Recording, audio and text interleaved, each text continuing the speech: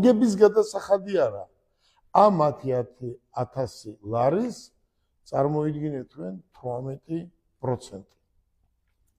მე ამას ვერ წარმოვიდგენდი, არ დაუჯერე ჩემს ბუღალტრებს და ჩემს ამეგობროსში, ვისაც ვიცნობ აუდიტებს, 2-3 აუდიტს გადაუგზავნე ეს მასალა.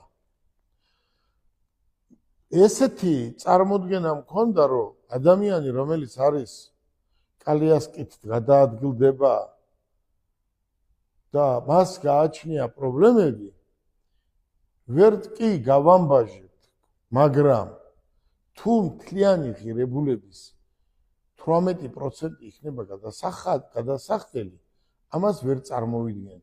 აქ ამ წუთას ამაზე არაა საუბარი, ამ 4 წელზე. აქ საუბარია გუშინ წინ, იმის წინ, რაც გავაკეთეთ და მომავალში რასაც გავაკეთებთ. აი მსგავსი რაღაცა თქვათ.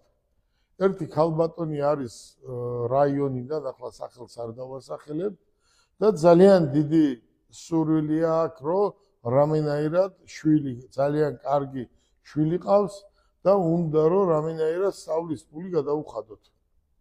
და მეუნება ჩემი ბუღალტერი, მეუნება აუდიტის სამსახური, რომ რა თანხასაც გადაუხდი, მისი 18% უნდა გადავიხადო მთლიანობაში.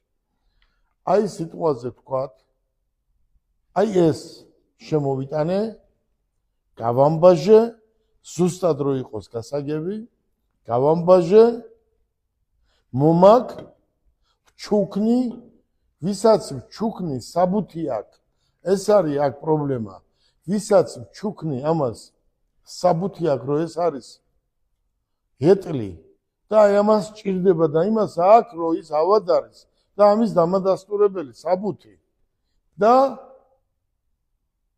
არა, მეუნება უნდა გადაიხადონ მთლიანად მოგების გადასახადი არა, მთლიანად თვით ღირებულების 18%.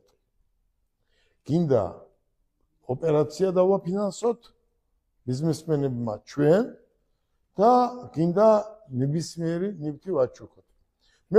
მე ესეთი წარმოდგენა მქონდა, რომ ნებისმიერი სხვა თქვათ ჩუქების შემთხვევაში, აი მობილურია, საათია, თუ სხვა ნებისმიერი რამე, კი ბატონო, დაუშვათ, დაიბეგროს, მაგრამ ჩვენ ვის ვჩუქნით, ხო ვიცით და საბუთი არსებობს და ეს